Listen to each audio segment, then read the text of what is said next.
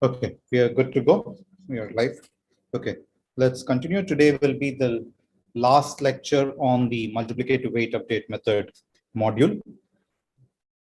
So we will see yet another application of the multiplicative weight update method, and we'll do some wrap up at the end of today's lecture. So the application today, the main application we will see today is to proving something which we had already proved, but using duality, rather using von Neumann's minimax theorem. We put impact versus hardcore set lemma. We'll sort of give, so previously,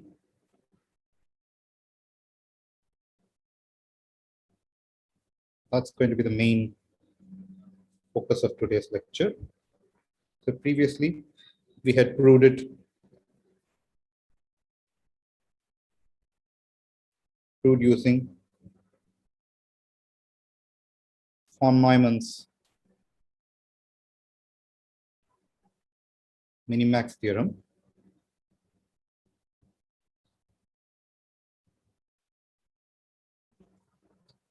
So today, we'll give a constructive proof, whatever that means.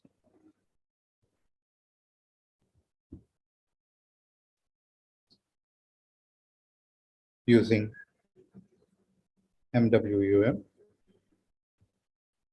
And then we'll also see how the hardcore set lemma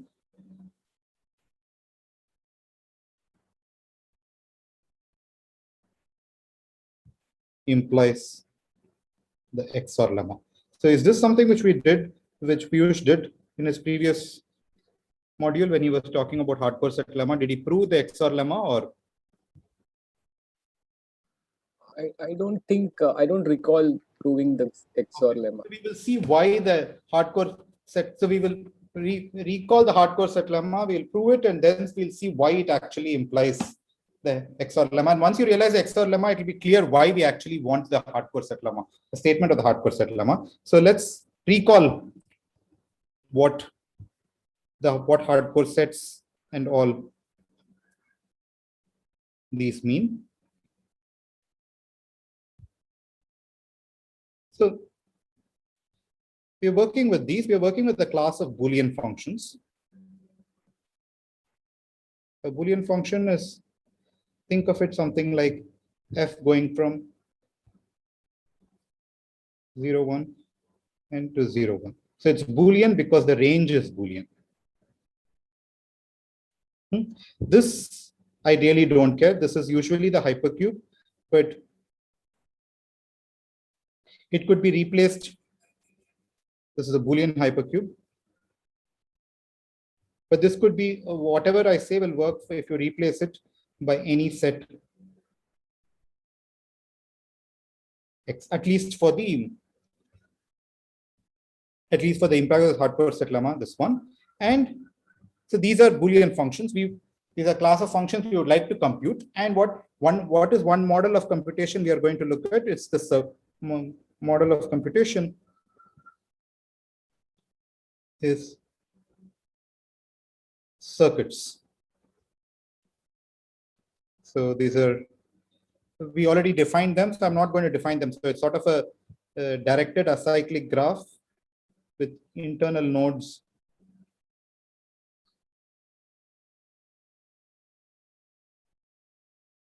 corresponding to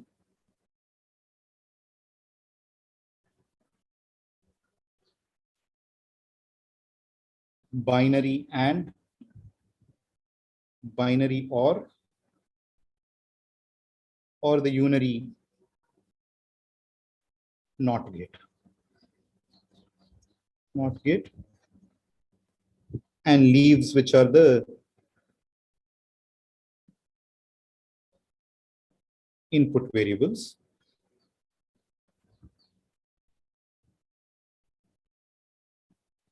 And the size of any such circuit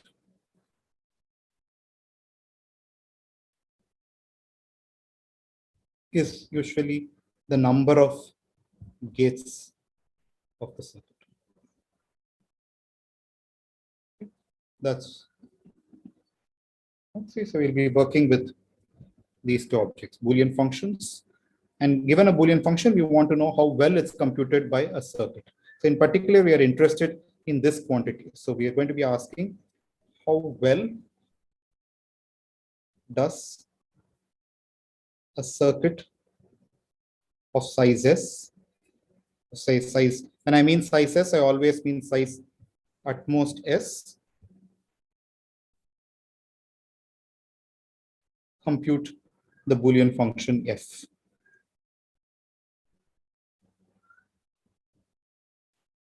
So this is a question which we will ask.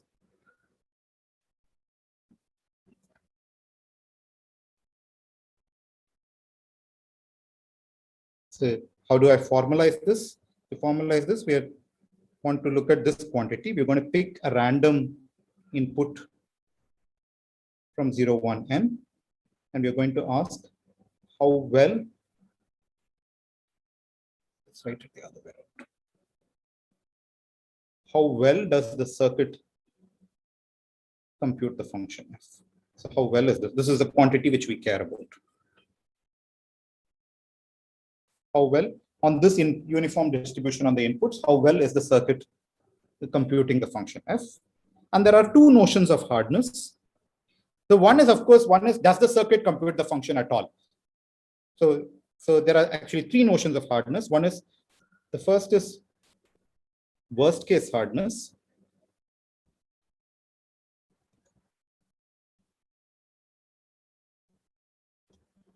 So let's call this parameter. So I'm going to call this parameter delta of C comma F. Worst case hardness says that delta C comma F is less than 1 for all circuits of size S. That means no circuit of size S manages to compute this function. It fails to compute it at least on one in particular input. This is what worst case hardness means. Is that clear? So if this number were 1, it means that the function is being computed perfectly on every particular input. Worst case hardness means no circuit of size S is able to compute this function on any particular, every circuit of size S fails to compute it on some input. This is what worst case hardness means. Sometimes we want actually even stronger hardness than worst case hardness. So we'll be talking about what is called average case hardness. That is, possibly it does compute the function. It fails to compute it on one input, but possibly it computes it on 99% of the other inputs. So we will talk about average case hardness. So these are the two kinds of hardness which we care for. And even among average case hardness, there are two types of hardness. One which I'll call mildly average case.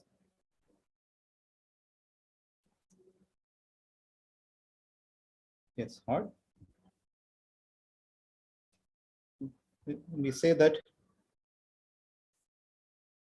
F is, so let F, so I'm going to write this way. So epsilon weakly hard. This is how survey at least defines it. So epsilon is some parameter between 0 and 1. Actually, it's a number between 0 and half. By the way, because this is a Boolean function, let's go back to this. So how small can this quantity be?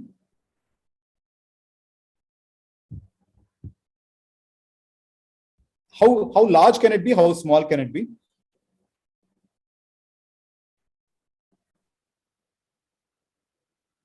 The best it can be is 1. So that's the largest it can be, because then the circuit computes it everywhere. How small can it be? 0, right? So it can be. No. It's half. Yeah. So if it's 0, if it is 0, that means the function is not computing it everywhere, but that means the negation of the function is computing it perfectly. Therefore, typically we will assume that the class of function circuits which we have or do have the constants also with them. So it has the constant 0 and the constant 1. So one of the two constants will compute it with probability at least half. because the majority value is going to agree. The majority value is a good enough constant. So this number is always going to be a number greater than half for us. So by mildly average case hard, I'm going to say if, so mildly average case hard against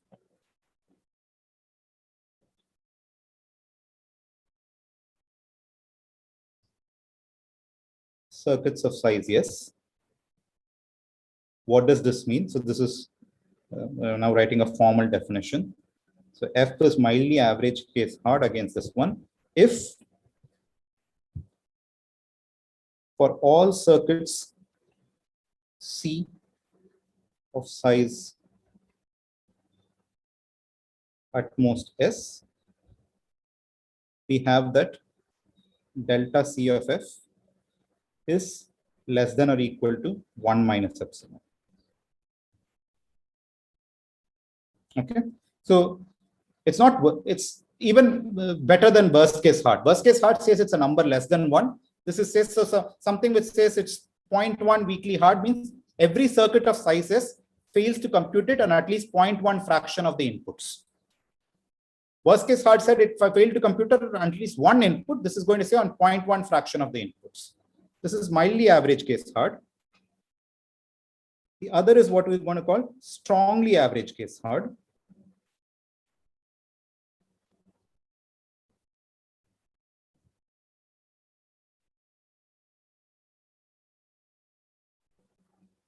So here I'm going to say it's gamma strongly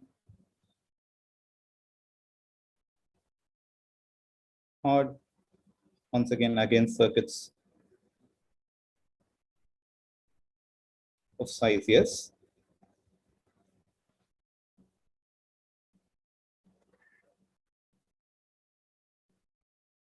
Gamma is also a parameter between 0 and half. If for all circuits C of size at most S, we have delta CF is just barely better than random guessing. So you know that random guessing is feasible, and this says it's just barely better than random guessing.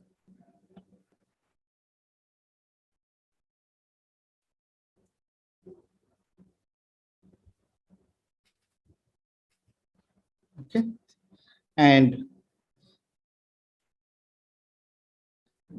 Yau's XOR lemma is a way of going from mildly average case hard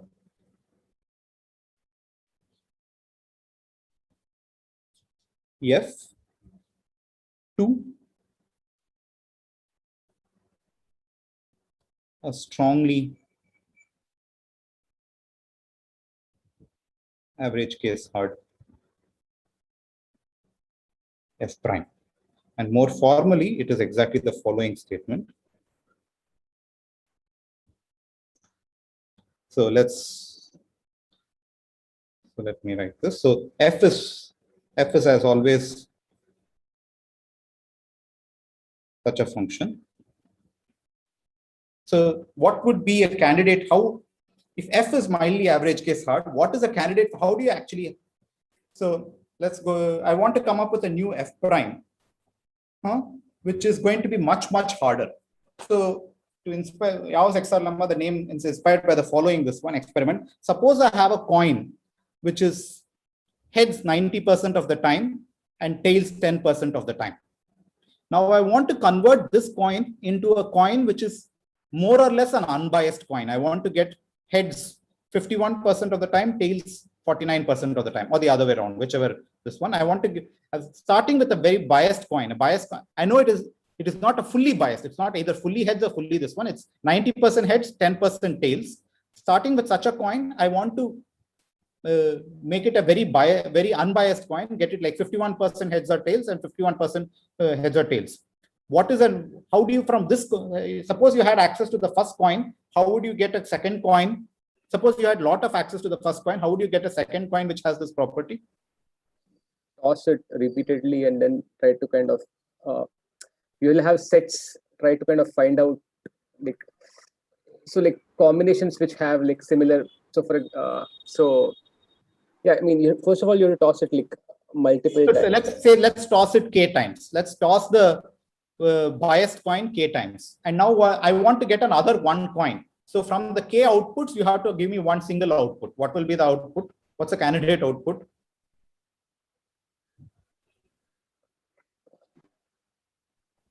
So I think, so if I toss it k times, I'll have like 2 to the power k permutations.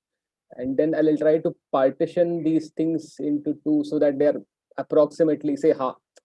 Yeah, so one, yeah, that's perfectly correct. The partition which actually works best is take the XOR of the partitions. If the number of ones is even, say 1. If the number of ones is odd, say 0. And you will, it's not hard to see that this will more or less be a 50-50 partition. Okay. Okay. And no, what you say is perfectly correct. Now I want to know what is one such function which splits the 2 power k set into 2 parts, into more or less equal parts.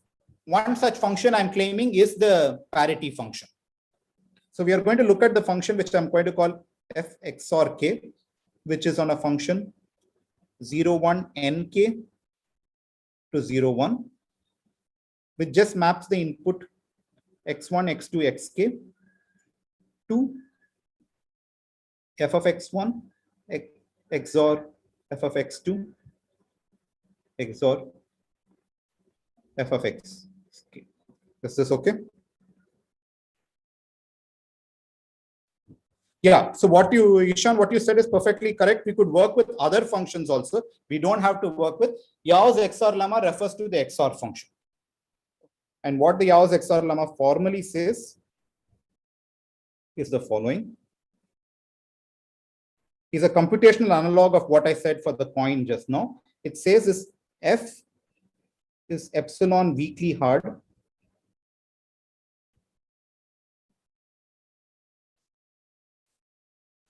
against circuits of size S. Then if I take f XOR k time, this is gamma plus 1 minus epsilon k hard, a k strongly hard,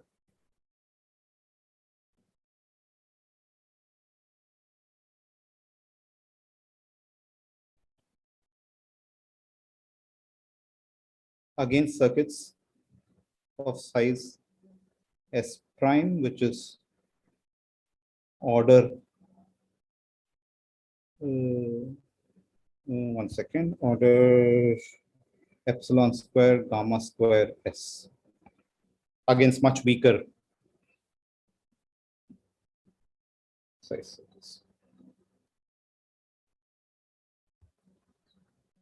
We'll hopefully prove this by the end of today's lecture using Empagrazzo's hardcore settlement. Is the statement clear? So I give you a function which is mildly average case hard. Using that, I'm going to come up with another function which is strongly average case hard. Let's stare at the statement for a while and see if we actually get the purport of the statement. Any questions on the statement itself?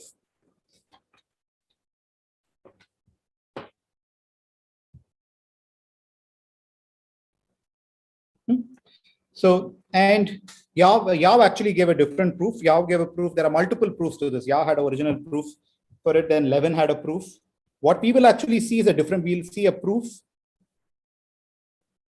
due to Implaglacio.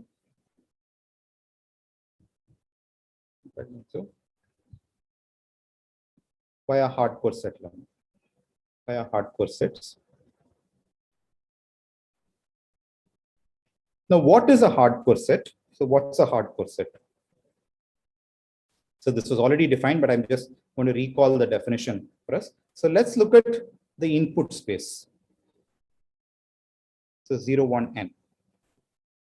So f is some function which is say 0, 1, n to 0, 1. And suppose F is epsilon mildly hard against circuits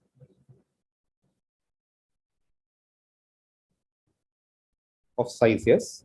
Once again, what does that mean? That means for all circuits of size S, all circuits C size S, we have probability when I pick an X uniformly random from the entire space, f of x equals c of x is less than or equal to 1 minus epsilon. This means that no matter which circuit you pick me up, there is for every circuit. So let's look at this picture. It says no matter which circuit you give me, there is one epsilon fraction of inputs on which that particular circuit gets the function wrong.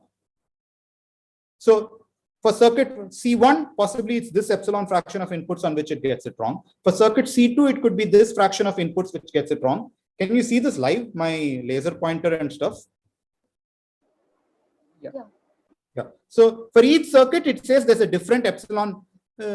All this definition says is for each circuit, there's a different epsilon fraction of inputs in the whole space on which the circuit gets it wrong. So this is one way of getting it wrong, but you can actually ask this question. You can actually ask, is there possibly a set H of size 2 epsilon into 2 power n, in which every circuit of size S will just get it wrong with probability half? That is, on this particular set, basically you cannot do, on this particular set, you cannot do anything better than random guessing.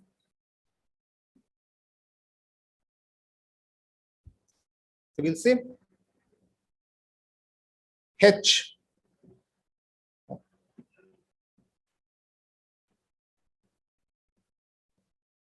which is a subset of 0, 1, n, is a gamma hardcore set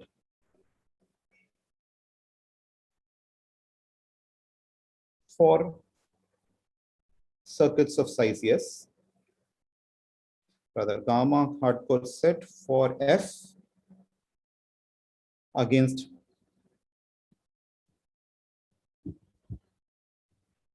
circuits of size S, if, once again, for all circuits C of size S. Now I'm going to pick the input not uniformly from all of the input space, but only from this one. There, it's less than or equal to half plus gamma.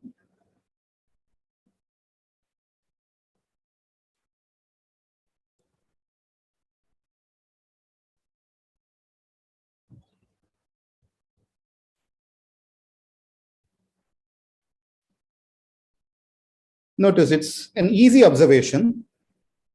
That is, if H subset of 0, 1 to the n and size of H is 2 epsilon 2 to the n, is a gamma hardcore set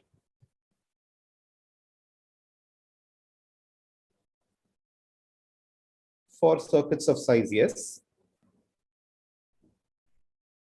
This implies F is epsilon weakly hard,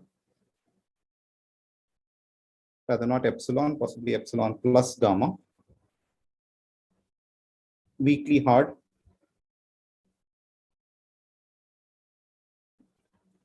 against circuits of size S. Do you see this? So what does the and hardcore set says? A hardcore set says there is a particular set H on which you basically can't do better than random guessing.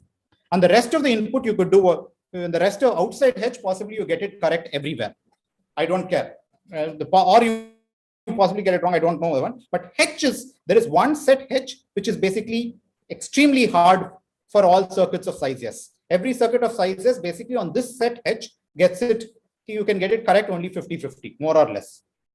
This should immediately imply that F is actually on the entire space, it is gamma plus, because on the, you might get it, every circuit of this one might get it correct on the entire space. They might get it correct all over here, but here they are going to fail. Here they are going to get it correct only with probability half plus gamma. Therefore, that's the total probability is just going, where are they going to get it correct? They're going to get it correct on 1 minus 2 epsilon fraction, and possibly a half minus epsilon, a half plus epsilon plus gamma fraction of, a half plus gamma fraction of this. So they can get it on 1 minus epsilon and a half plus gamma.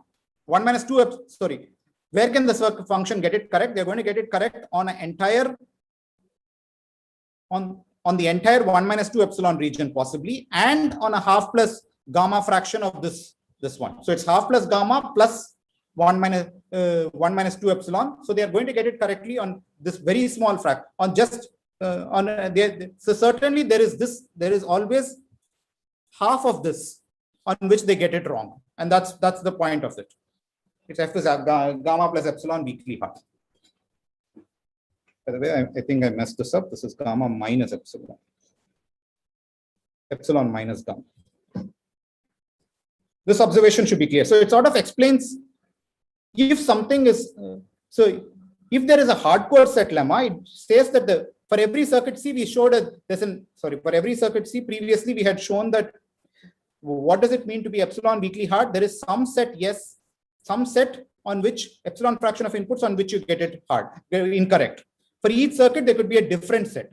But this says if epsilon, if there is a hardcore set lemma, all the circuits are just half of, all the circuits are, all those sets where it gets it wrong are all within the hardcore set. It explains why the function is hard. If you have a hardcore set, it explains why the function is hard. The hardness is coming because this is the place where the function is hard. The rest of the inputs, possibly the function is easy, but this is the location where the function is hard. Is that clear? So what the hardcore set lemma is trying to capture? Yeah. Okay. And we had already seen this last time. Implicative hardcore set lemma is basically the following. Not last time, Piyush had stated this. All of this Piyush had done already. I'm just, because I wanted for the XOR lemma, I'm going to recalling everything. The hardcore set lemma says that this is in fact the case. If F is weakly hard against circuits of size S, the converse of this observation is in fact true. That is, if F is epsilon weakly hard,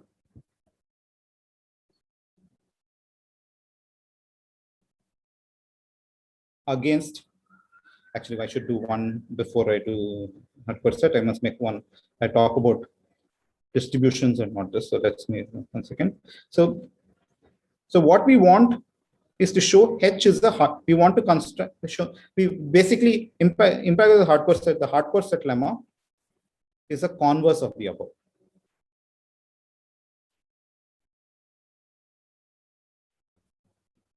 Is a converse to the above observation. That is basically, it says if something is weakly hard, then you can get there exists a hardcore set against which explains the weakly hardness against the observation above. Okay.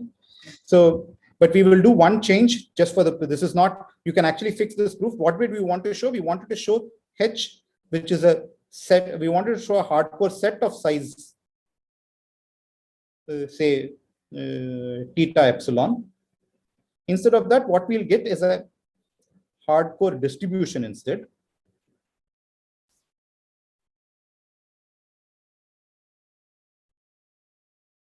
Distribution, but it will be what I'll call an epsilon smooth distribution. And what is an epsilon smooth distribution? An epsilon smooth distribution is, so something is, so a distribution D. So instead of hardcore sets, we'll get a distribution. So what's the distribution? So let's say I'm going to say D for any epsilon in 0, 1. A distribution D on 0, 1 to the n is said to be epsilon smooth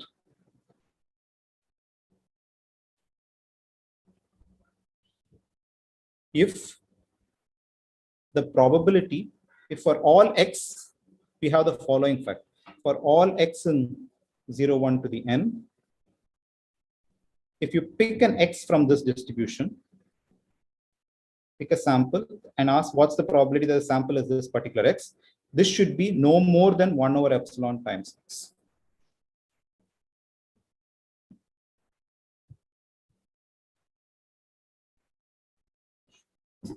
That is, there must be no element which gets too large a probability. Every element gets only 1 over epsilon. Notice that the uniform distribution on all the entire input space has this property. What are examples of epsilon smooth distributions?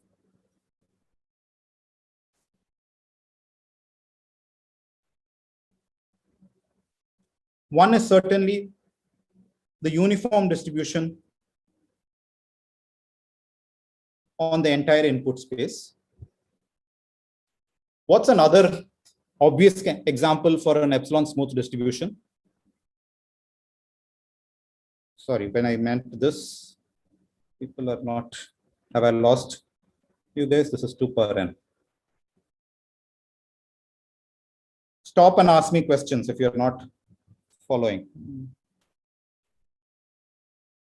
So is this definition clear? So notice what is happening in this definition. If it was a uniform distribution, this probability will be 1 over 2 to the n. And I'm claiming it's not too much far away from that. It's almost uniform. It's at most a 1 over epsilon fraction larger than what uniform would be. If this number were 1 over 2 power n, then the only distribution, feasible distribution, is the uniform distribution on all the inputs. But I'm allowing each value to be a little larger, but not too much larger. It should not put too much weight on any input. How much is too much? It should not put it by more than a factor of 1 over epsilon. This is what I mean by epsilon smoothness. So certainly the uniform distribution on the entire input satisfies this. Is there another distribution, another obvious candidate for an epsilon smooth distribution?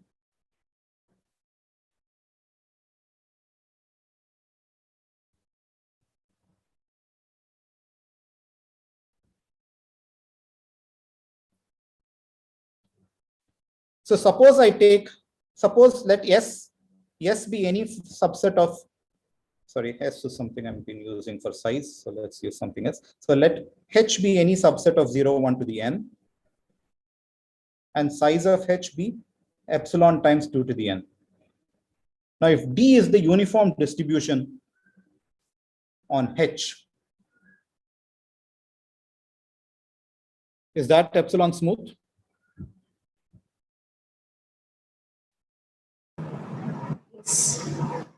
Yeah, that's epsilon smooth. So you could just take the distribution, which is just these are what are called flats. These are called flats. That is, just take a set of size epsilon 2 to the n and take the uniform distribution on this. This will be an epsilon smooth distribution.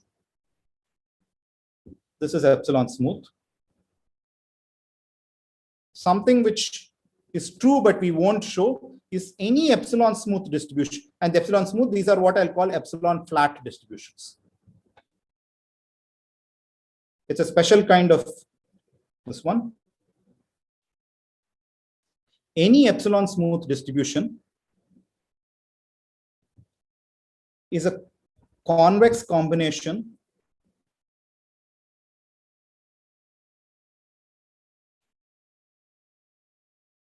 of epsilon flat distributions.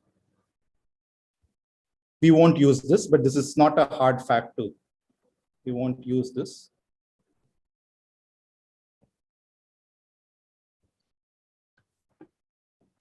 Okay.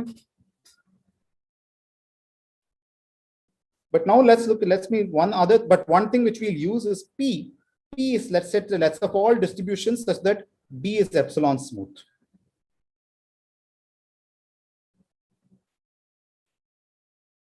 So basically D is a function from 0, 1, n to 0, 1. It's a function. And I'm looking at the set of all functions which are epsilon smooth. Is P a convex set? I take two epsilon smooth distributions and I take a convex combination of them. Will it also be an epsilon smooth distribution? Yes. Yeah. So one property which we will use today is actually P is a convex set. The set of all epsilon smooth distribution is a convex set. This is something which we will use. Okay. So what we'll actually imply as hardcore set lemma, instead of providing a hardcore set, notice, so a hardcore set and an epsilon smooth distribution and an epsilon flat distribution are almost the same. Both of them put weight at most 1 over epsilon to the power 2 power n. What we actually want is a hardcore set. Instead of getting a hardcore set, instead of getting an epsilon flat distribution, we'll get an epsilon smooth distribution. And there are means of going from epsilon smooth to epsilon smooth to epsilon flat. So what we'll actually prove is the following theorem. I think Piyush did this, going from epsilon flats to epsilon smooths. So, hardcore set lemma.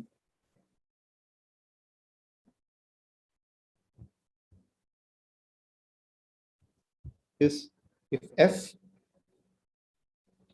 0, 1 to 0, 1 is epsilon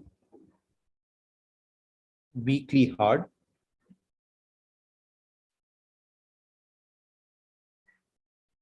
against circuits of size S, then there is a epsilon smooth distribution H such that F is gamma strongly hard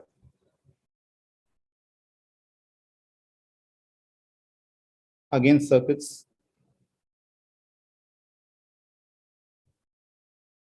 of size S prime is order S gamma square log 1 over epsilon on H. What do I mean by that?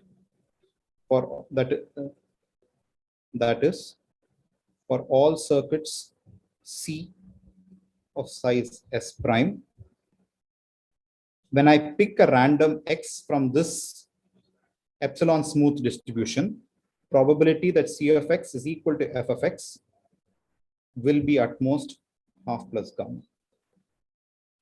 Then, in fact, I'll prove this for all gamma. You give me a gamma between 0 and half, and I will give you an epsilon smooth distribution, except that the size, the circuit size gets weaker and weaker as you make them gamma closer and closer to 0.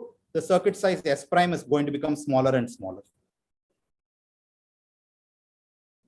So let's look at the statement. The hypothesis is the usual standard hypothesis. I am giving you a function that is mildly hard.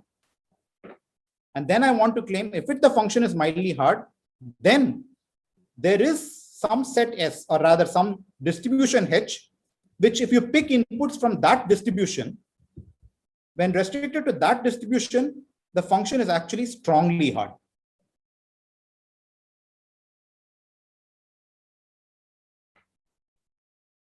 So let's pass the statement. Is the statement clear?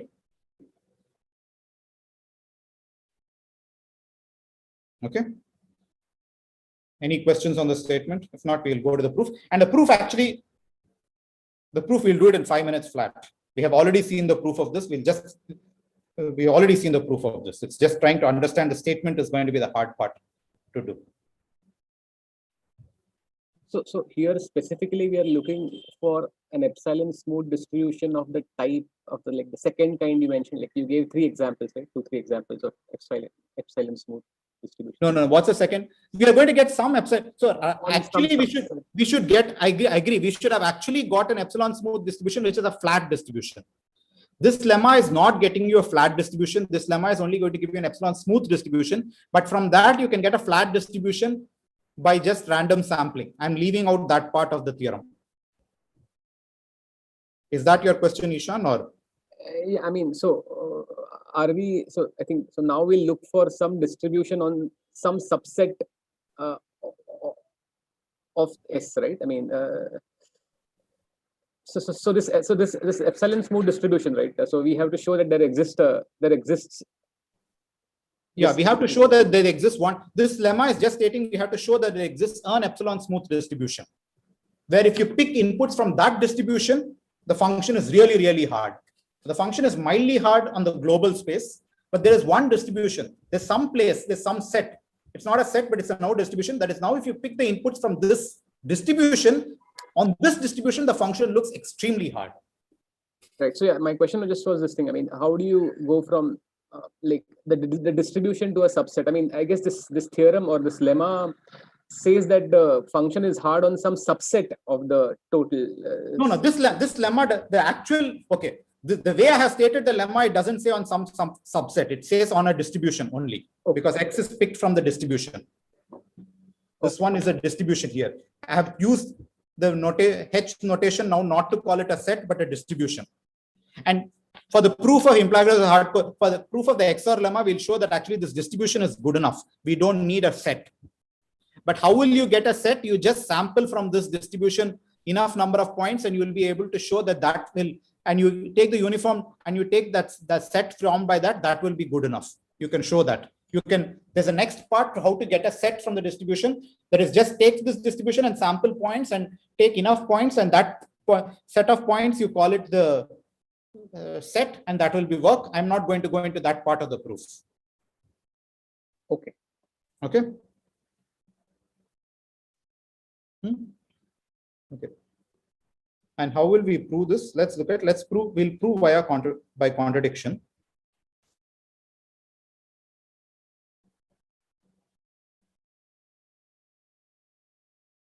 Suppose for every smooth distribution, for every epsilon smooth distribution,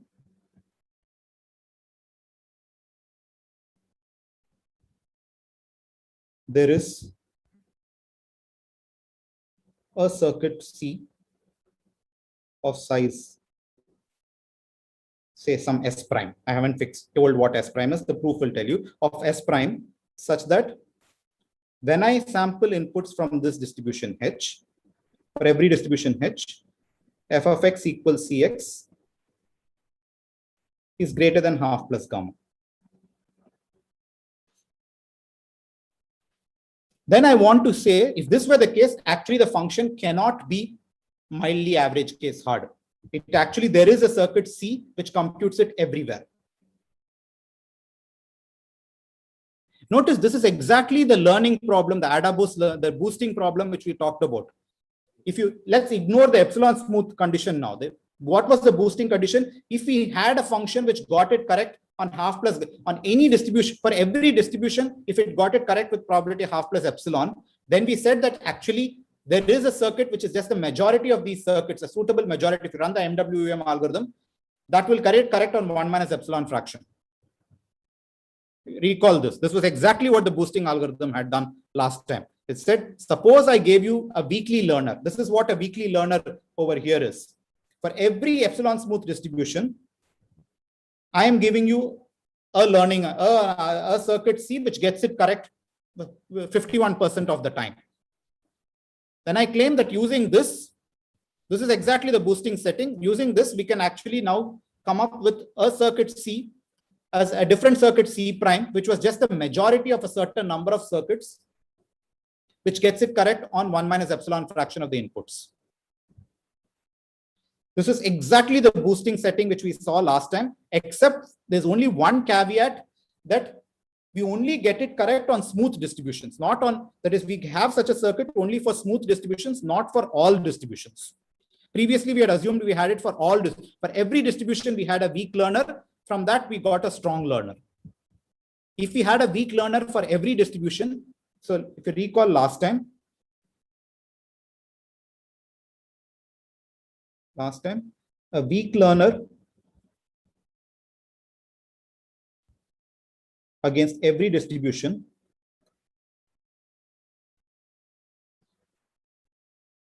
implies a strong learner. This is what we had proven. What now? All that we want is, if we have a weak learner against epsilon smooth distributions, then we have a strong law. That's the only difference between the boosting thing which we did last time and what we are trying to do now. So S prime here is analogous to capital N, the size of the training set and the boost. No, not S prime. So capital N was the number of experts. It was the points in the sample space. Therefore, as capital N becomes 1 over, it becomes the 2 power n inputs in the space. Okay. So we had the experts correspond. So the experts corresponded to the various points in the sample space. Here the experts will correspond to every point in, and the distribution was over the experts. That's why we had a distribution over the sample space. Here you'll have the distribution over the inputs, which is distribution on 0, 1 to the n. Does that answer your question, Ishan? Yes. Yeah. So we'll do the same thing, except the only catch is PT, the distribution that the MWEM algorithm outputs, must be an epsilon smooth distribution.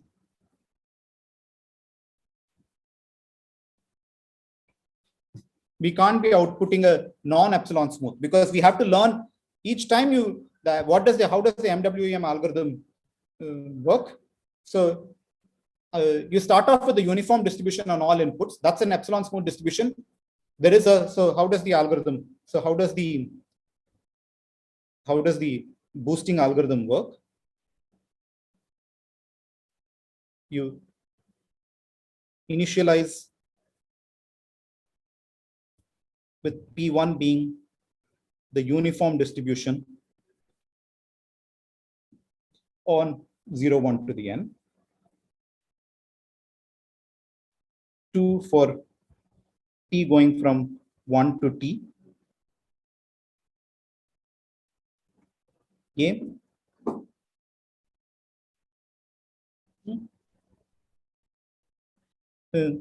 Construct the circuit C of size less than or equal to S prime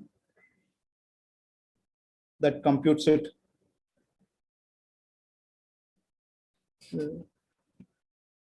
such that the following happens. When I pick an x from PT, C of x equals f of x is greater than or equal to half plus gamma. And then we had to update PT. So PT plus 1 was updated to be just PT 1 minus epsilon 1 minus eta MIT. And what was MIT? The way we, so for PT at any point x, PT at any point x was defined to PTX into this for MITX, where what was MITX? MITX was exactly 1 minus whether the circuit gets it correctly on this point or not. This was, you penalize things if they got it wrong and stuff. To recall, this was exactly what we did last time, and we had to normalize this, a suitable normalization. Phi. Notice this was what we did last time, but this will not work because this need not be an epsilon smooth distribution. In the boosting algorithm, this need not be. So what we will do is we will project, the one new thing will be project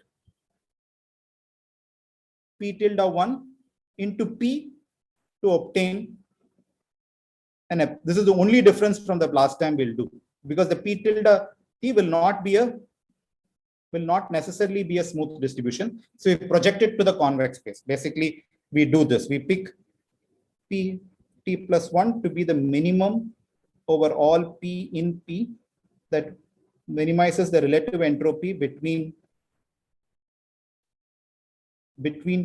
P tilde T plus 1 and P. Notice we had, when we did the multiplicative weight update method proof, one of the proofs we did was actually if the distributions were not allowed to be arbitrary distributions, but you had to project it into this one. And for this particular thing, we had actually shown, we had proven the following, the multiplicative weight update method.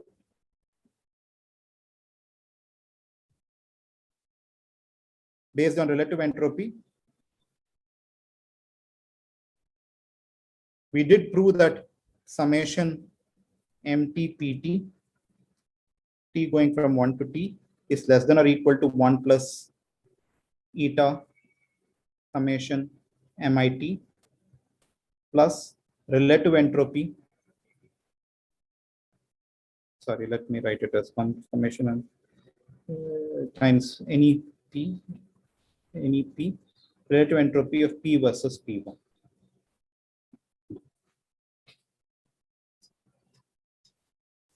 That is for all P in P. We had proven such a thing. So you just do the boosting algorithm, except the one extra step will be projecting onto this P. That's a convex set. We observed it's a convex set. So you can do exactly the MWM. So the MWM algorithm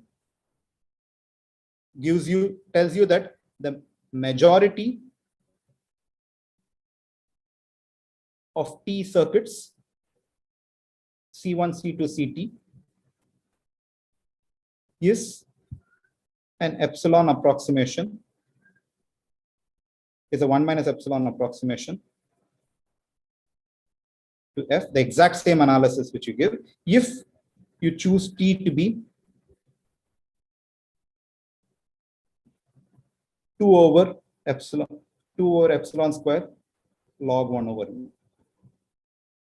If you choose this, you'll get it.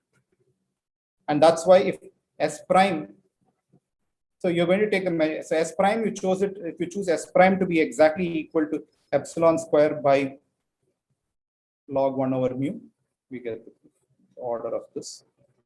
We are done. Are people with me, or have I lost people? I want to claim there's nothing in this proof which is different from the boosting algorithm. This and the boosting algorithm are the same algorithm. Only difference was the boosting algorithm worked against, we had the hypothesis that it worked against, the only difference is this thing. The boosting algorithm worked against every distribution. This, you only had an algorithm that worked against epsilon smooth distributions. But then you could get away this. We saw a modification to the MWM in which the distributions were not allowed to be arbitrary. You had to always choose distributions from a convex set. And what do? You pick we'll see what the MWM outputs and project back to the convex set. And that gave you the same result. And so this is exactly the boosting algorithm. So by the way, this algorithm was independently discovered. So Impagliazzo actually gave this proof. The boosting algorithm was given by Freund and Shapiro. And then it was later discovered by Clivens and Servadio that these both algorithms are exactly the same algorithm. These were discovered independently in two different communities, in the machine learning community and the complexity theory community. And they are exactly the same algorithm going on, which is the underlying thing going underneath them, and both of them is the MWM algorithm being used in the context of boosting in one case, in the context of going from circuits that get it on hardcore sets to circuits that get it correct everywhere. So the actual details have been, I went a bit fast here, but this is because the reason I went fast is the proof of it is identical what we did to the proof in last lecture. Okay, so, and I want to, the only thing, if you didn't follow that, that's fine. But the only thing I want you to realize is the difference between last time and this time is last time we had that this worked against every distribution. Here we have it only against epsilon smooth distributions, and the set of epsilon smooth distributions is a convex set. And therefore, we can, even if we get some MWM outputs or distribution, which is not a member of this convex set, we can project it back to the convex set and continue the algorithm. And we already saw a modification of MWM to do this earlier. Okay. So is the assumption of epsilon smooth distribution necessary, because otherwise we could come up with some trivial distribution? We just put, so where does this assumption, like, why do we work with this assumption of epsilon smooth? So why do we work with epsilon smooth? So let's now go into the proof of Yau's XOR lemma, and we'll see why epsilon smooth distribution comes naturally over there. Okay. So the whole point of this was to actually prove Yau's XOR lemma. So let's forget about the proof of impact of the hardcore set lemma. Let's only stare at the impact of the hardcore set lemma. Impact of the hardcore set lemma says that if some function is weakly hard, so let's recall. So now let's just go. So when you do Yaw's hardcore set lemma, it will be clear why actually we are working with this one. So let's go to the proof of Yaw's XOR lemma. So what is so suppose we are given a function. Suppose f 01n to 01 is epsilon weakly hard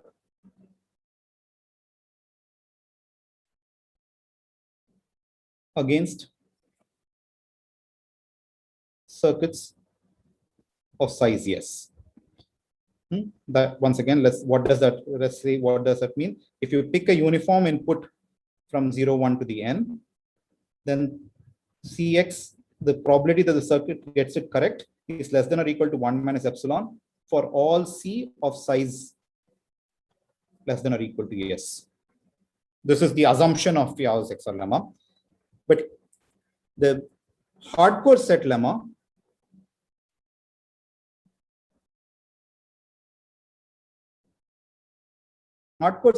tells you that this is a case, there exists an epsilon hardcore distribution H on 01n such that if you now pick instead, if you pick an X from H, not from this one, there exists a hardcore set that is for all gamma in 0 to half, such that if you now pick this is less than or equal to half plus gamma for all circuits C of size slightly smaller. This is gamma square, yes, by log. No, which one goes above which? Yeah, gamma square log 1 over epsilon. Okay. So let's recall. This is the assumption.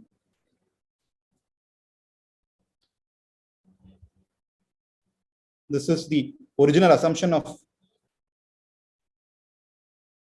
It's the assumption of both Yaw's XOR lemma as well as impact of the hardcore set lemma. Impact of the hardcore set lemma gives you that if this were the case, if the function is mildly average case hard, there is a set H, there is a distribution H on which the function is strongly average case hard. This was given by impact of the hardcore set lemma.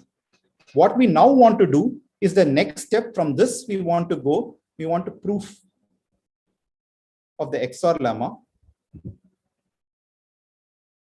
What we will show is for all gamma in 0 to half, if you look at the function f XOR k,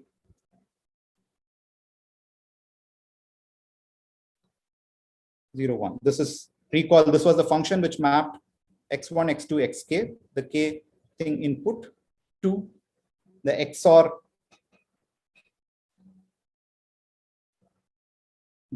of f of x I going from 1 to k. This we will show is gamma plus 1 minus epsilon to the power k hard, strongly hard,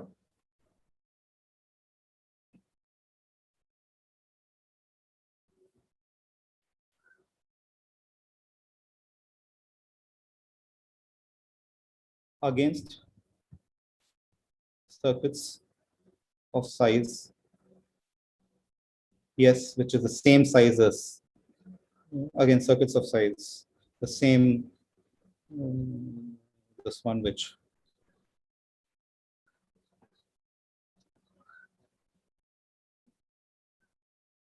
oh shoot, against circuits of size gamma square s by log 1 over epsilon. This is what we will show, and we'll see this, and this will be almost immediate from, and once if you see the proof of this, you'll see why that epsilon, why we talk about epsilon smooth distributions or not anything this way. So notice this is, I need to prove the second arrow. This arrow is what we need to still prove. Needs to be proved.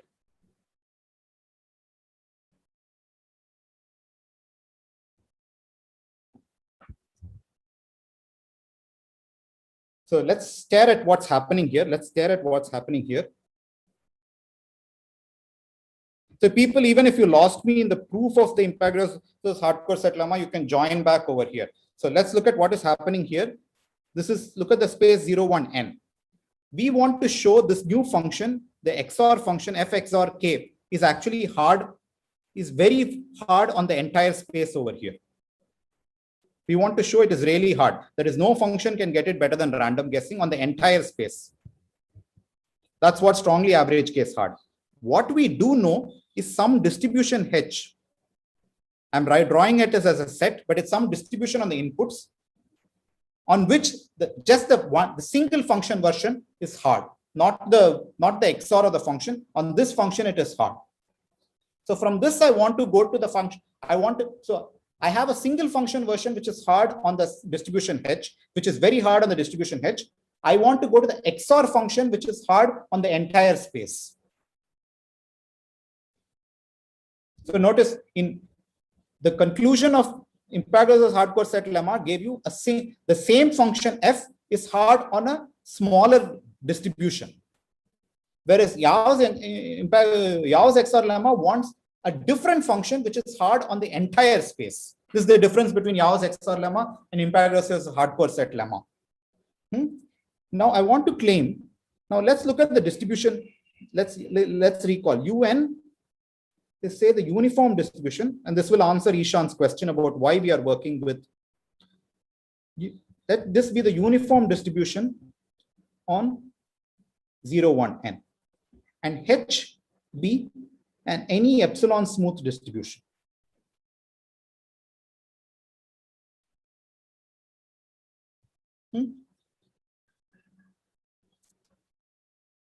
So notice, because of this, for all x, we have that h of x, the probability h of x, this is less than 1 over epsilon to the power 2 power n. That's the definition of epsilon smoothness. Now I want to claim, just look at, let's define the following distribution.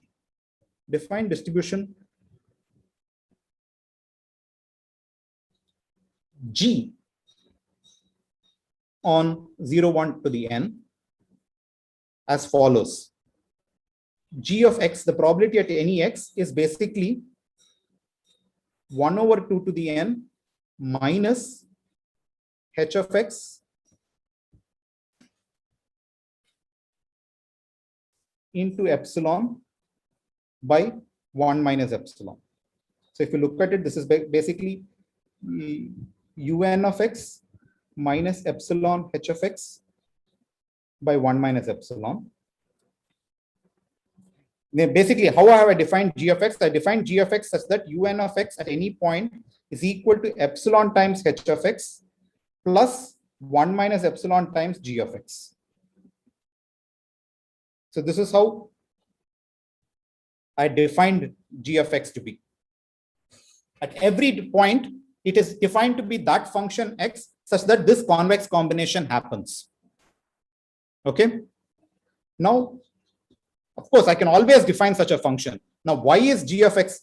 Well, there are two questions which I want to ask. Is g of x not greater than or equal to 0 for all x? Is this true?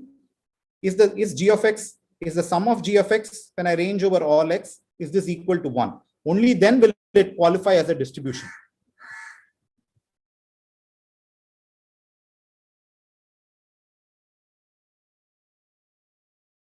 People with me, I have defined some function on the entire input space. Now I want to ask, is this function a distribution? Is it sum to, does it sum to 1 and all the quantities less than or equal to, or all the quantities greater than or equal to 0? Let's see the latter one. Why is the latter true? Why is summation x g of x equals 1? Because summation x un x is equal to 1, summation x h of x is equal to 1. Therefore, you write the summation for, you write this particular equation, right? This equation sum this equation over all x, you will get g of x also sums to 1. Are people with me over there? So Yeah. this is just because of this, the way I had defined it.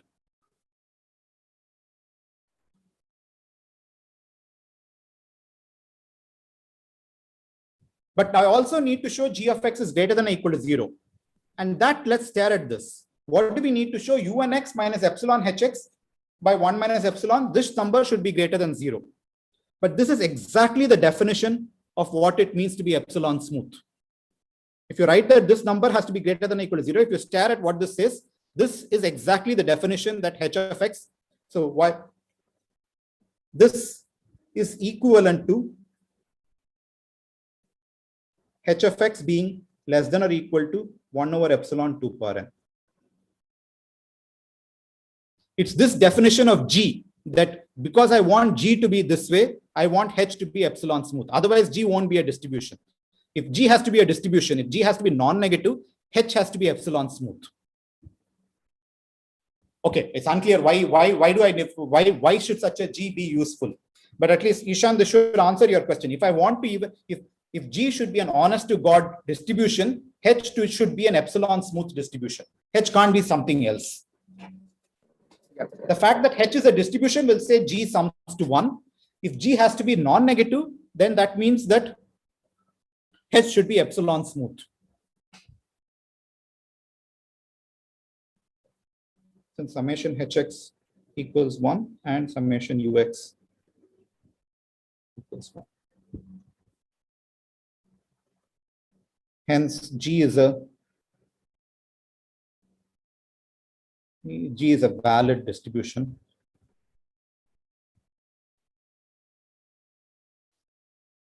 on 0, 1, n.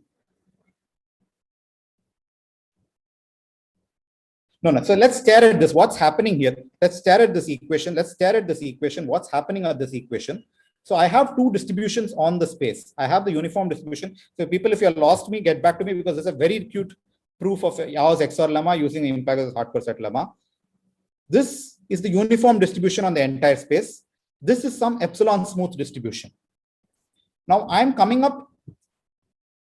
writing the uniform distribution as a convex combination of the epsilon smooth distribution and some other distribution. And there's only, once I write it as a epsilon convex combination, there's only one way in which I can write this g of x, which satisfies this particular equation. Now, why is this a distribution? That follows, it sums to 1 because u sums to 1, h sums to 1. Why is it non-negative? Because h is epsilon smooth. That's why it is this one. So what does this fetch us? So are people convinced with me of this? That I can write the distribution u as a convex combination of h of x and g of x. Are people? So this basically tells you I can write u as a convex combination of these two distributions. That's what this means. That's what this line means. So let's recall this again. What does u(x) equals epsilon h of x plus 1 minus epsilon g of x. What does this mean? This is just stating that u is an epsilon 1 minus epsilon convex combination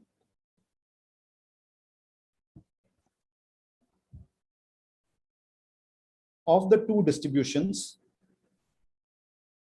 g and h and g.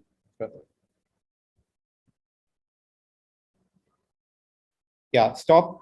Are people with me on this, or have I lost people? Ask me a question. We can take it a little slow. I need not finish everything that I wanted to finish, but I just want to say this line here, this shaded line which I here means that epsilon, the uniform distribution, is a convex combination of these two distributions.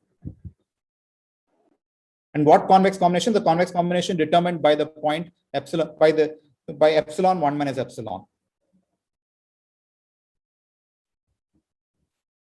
Okay. Yes. Now that means there's another way of generating distribute points from U. How do you do it? first you toss an epsilon 1 minus epsilon coin. You toss an epsilon 1 minus epsilon coin. If the coin turns up head, suppose it turns up head, so that means firstly, U can be generated as follows. U can be generated as follows.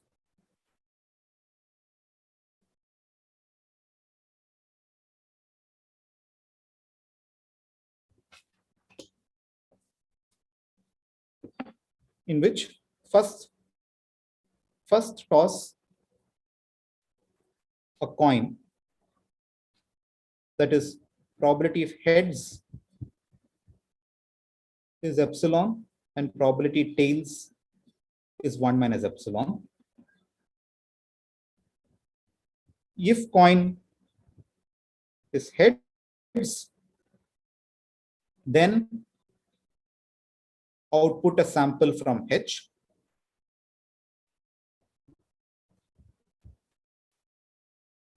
Otherwise,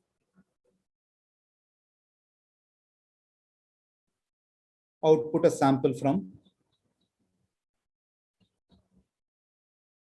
G. So U can be simulated this way. You can actually get U this way. First toss a coin, epsilon 1 minus epsilon coin, a coin which is heads with epsilon, tails with 1 minus epsilon. And then based on it, if the coin turns up head, output a sample of H. If it turns up tails, output a sample of G. This is exactly the distribution of U, because U is epsilon Hx plus 1 minus epsilon Gx for all x.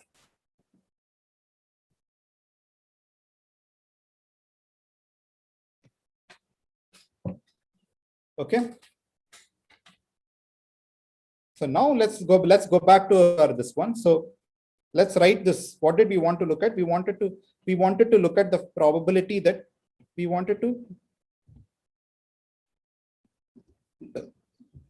look at how well, what was Yau's XOR circuit? How well do circuits compute the XOR function f of x1 XOR f of x2 all the way up to f of xk. Let's actually just work with k being equal to 2 for the rest of the class proof. So basically we want to ask, if I pick a random x1 and x2 from both independently from 0, 1 to the n, how well does the circuit which given both of this compute f of x1 XOR f of x2?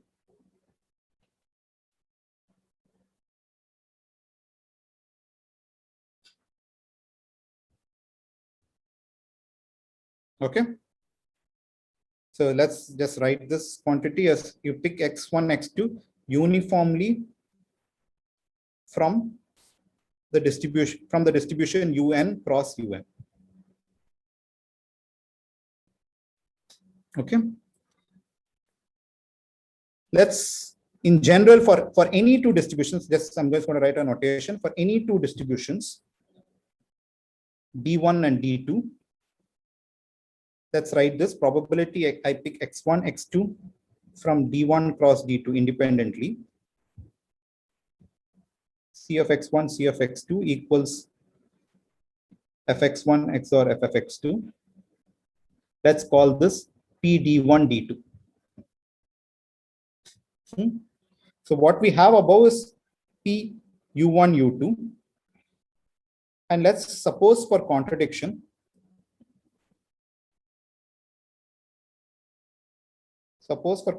what we need to show, suppose for contradiction, we're going to assume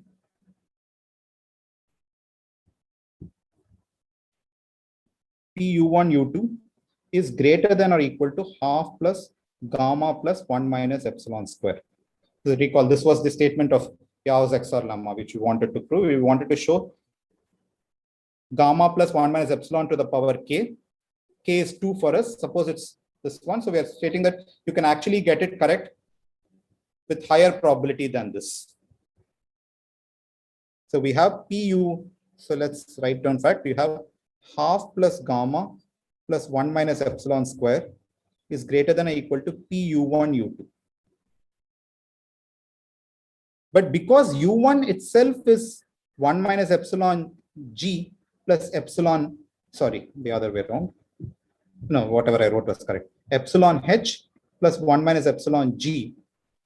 And U2 is also a similar thing. Let's call this H1, G, H2. Notice that PU1, U2 will exactly be 1 minus epsilon. So PU1 will be, so what I want to say is this is exactly P of epsilon H1 plus 1 minus epsilon G1, comma, epsilon H2 plus 1 minus epsilon G2. Which if you carefully write it down, what will this be? This will just be epsilon square P H1 H2. You first pick this one. It will be epsilon into 1 minus epsilon P H1 G1 plus epsilon into, rather, let's write it the other way. Let's write it will be 1 minus epsilon into epsilon P H1 G2 G1 H2 plus 1 minus epsilon square P G1 G2. This is because of the way the coin. So P U1 U2 is the probability you pick two coins, two samples X1 and X2 from this one. The two samples can be first picked by tossing first two coins. If the two coins turn up both heads, the two coins, if they both turn up heads, then both of them you're going to simulate with H1, H2. If the first coin turns up head and the second coin turns up tails, the first one you then pick up a H1 and then pick up a G2. If it's the other way around, the first coin turns up tails, the second coin turns up H, you first pick G1 and then H2. If both turns out tails, then you pick from G1, G2. This is just because of the fact that the way U can be simulated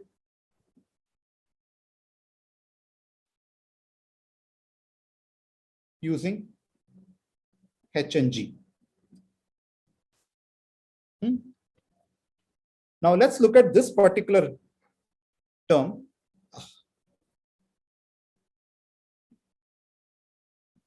Let's look at this particular term. PG1, G2, any PG1, G2 is at most 1. It's a probability statement.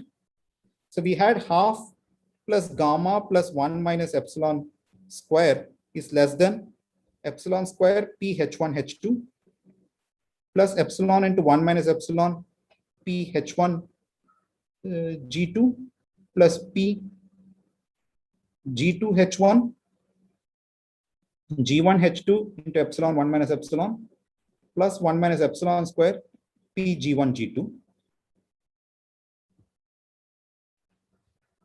This quantity is at most 1. This quantity is at most 1. Therefore, all I'm going to get is at this point, I'm going to get half plus gamma is less than or equal to epsilon square P H1 H2 plus epsilon into 1 minus epsilon P H1 G2 plus epsilon into 1 minus epsilon P G1 H2.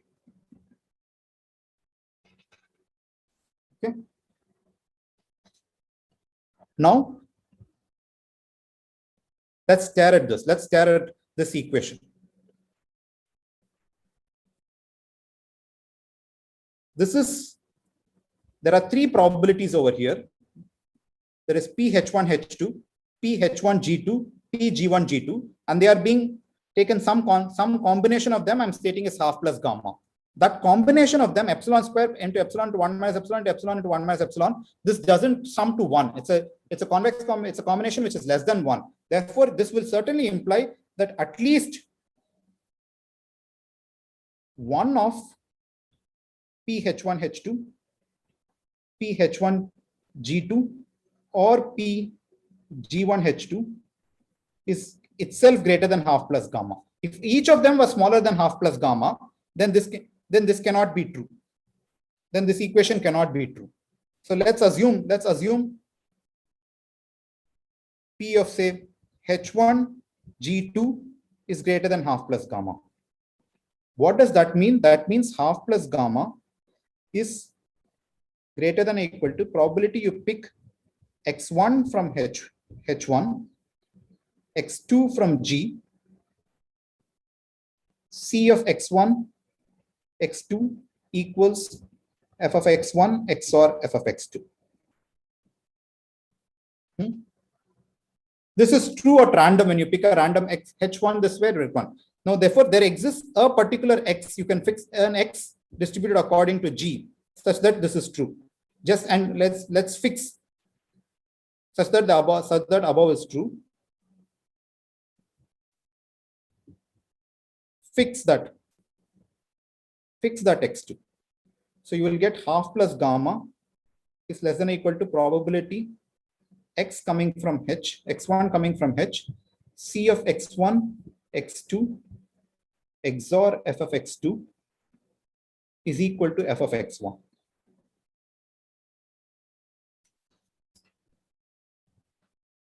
So let's stare at this equation. So this equation says this particular circuit is able to compute f of x with probability half plus gamma. But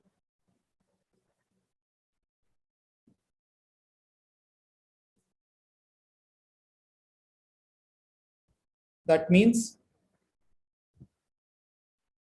the circuit C of x1, x2 XOR f of x2. Notice this is a constant. This is a constant because I fixed this is just a constant. So it's either, depending on the answer, either it's retaining the answer or flipping the answer, computes f correctly on h with probability half plus gamma. But this violates, but this contradicts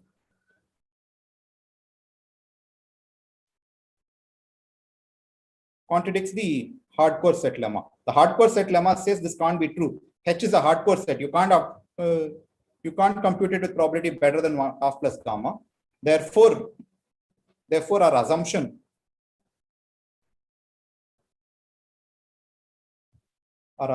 that C of x1, x2, C of x1, x2 computes f of x1 XOR f of x2 with probability greater than half plus gamma plus 1 minus epsilon square is false. And that's exactly ours XOR.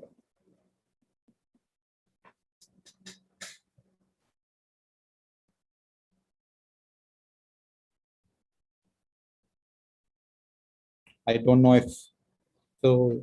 I suggest you go over this both. So it's not there in this is not there in Aurora Hazan Kale.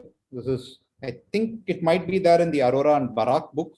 I do not know. I just made these notes myself, but it might be there in the Aurora Barak book. If I find it in the Aurora Barak book, I will put a reference to it in the on the web page. But this completes the proof of Yau's XOR lemma, assuming the Imperator's hardcore set lemma. And Imperator's hardcore set lemma, we have seen two proofs of it. One via von Neumann's minimax theorem, and the other is a more constructive version using boosting, which is in turn use the multiplicative weight update method. Yeah, so that was a fairly heavy class. So let's stop, and this is going to be the last lecture on multiplicative weight update method.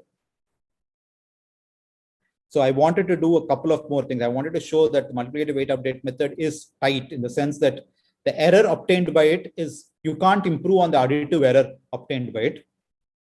That the additive error obtained, that is, we had got that the additive error is epsilon times summation MIT plus ln n by epsilon. I wanted to show that this additive error, you can't improve on it. If you're working, if an online algorithm is working, it cannot improve on such an additive error. So I thought of doing it. We don't have time. So I will sort of make it into a problem set in which I'll break it down into parts and give it to you. This one. The other thing I wanted to do, which I knew I didn't have time for it, was to show that everything for multiplicative weight update method can actually done even for matrix valued problems. Right now, we gave the cost vector was a vector, but the cost could have actually been a matrix. And just like LP duality, we sort of got it. LP duality is from minimax theorem, and the the multiplicative weight update method which we gave an alternate proof of that. There is SDP duality, and you can come certain types of SDP duality. You can write a matrix valued multiplicative weight update method and show that that matrix valued update method will show SDP duality for certain kinds of SDPs. We can prove this. This is already there in the Arora Hassan Kale survey without proofs. They state it in general. So even for SDPs, right now we only talked about linear programming. Even for SDPs, you can write a corresponding multiplicative weight update method that makes the algorithm easy. Okay. So with this, we will wrap up our entire lecture on multiplicative weight update method. We'll start a new topic, which is basically spectral graph theory, spectral graph starting Wednesday. Any questions? I seem to have lost a fair number of people by the end of today's lecture.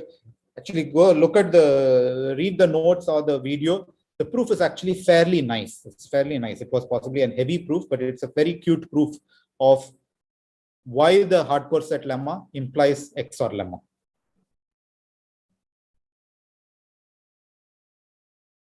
Questions? Otherwise, we will conclude the lecture.